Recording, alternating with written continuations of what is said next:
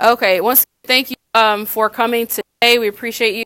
Today I'll be speaking about my research proposal for my research instructional leader class that I'm taking currently at Jacksonville State University.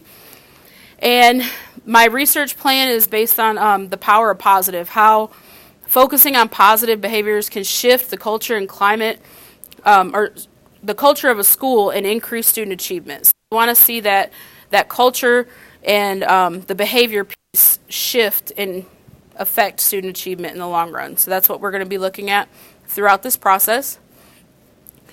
So the hypothesis, Jones Valley Elementary School will show an increase in student growth in STAR math and reading assessment for the 2019-20 school year by focusing on improving the culture and climate of the school by using positive office referrals to reinforce positive behavior in the Bloom system.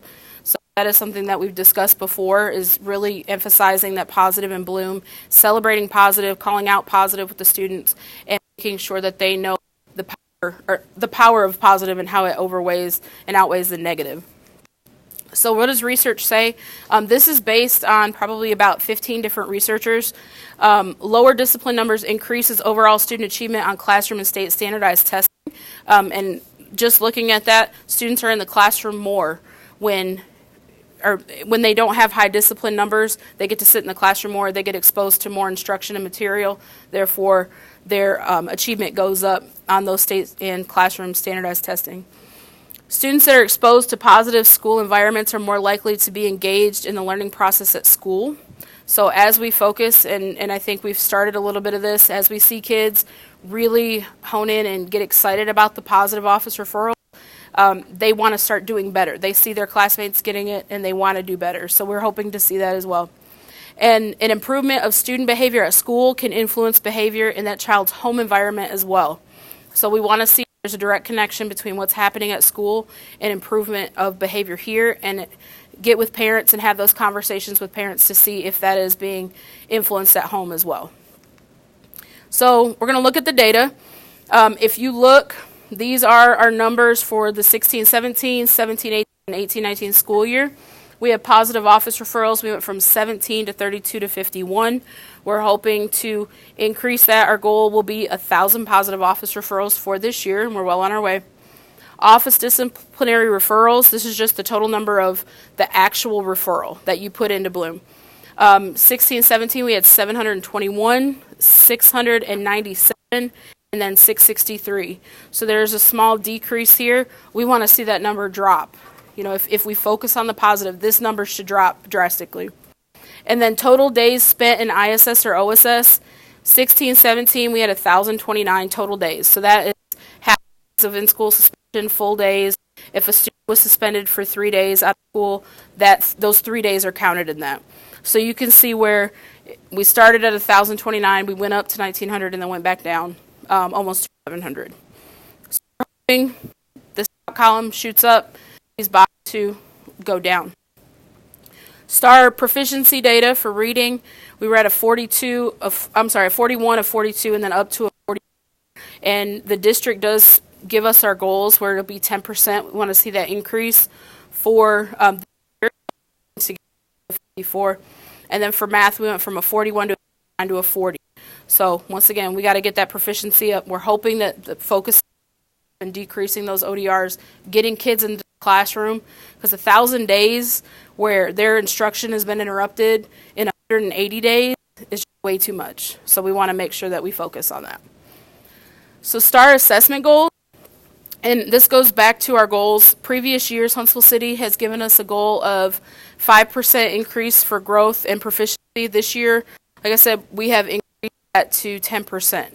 So we want to keep seeing that growth with our students in proficiency and make sure that they really understand that we're focusing on academics. We cannot focus on academics until we get the culture and the climate of the school taken care of first, because students are not going to want to sit in a class and learn if they're constantly being or punished, ODRs flying out the gate. We want to focus on positive and get those positive office up.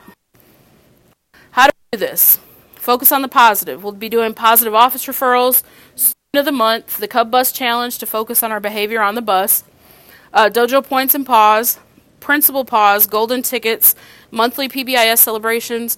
In previous years, we've decided to do those quarterly, and students could not see that far ahead at that celebration. It was too far out for little kids.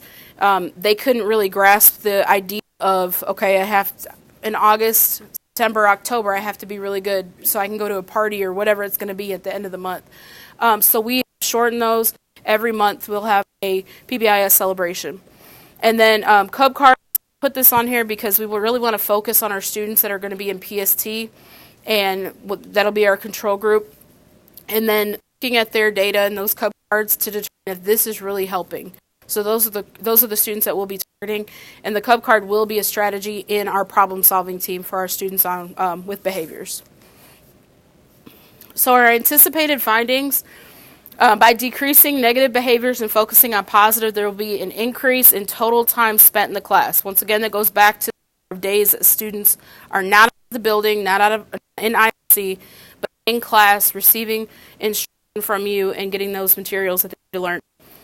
Reinforcing positive behaviors will encourage students to actively participate in class and engage in classroom lessons and activities.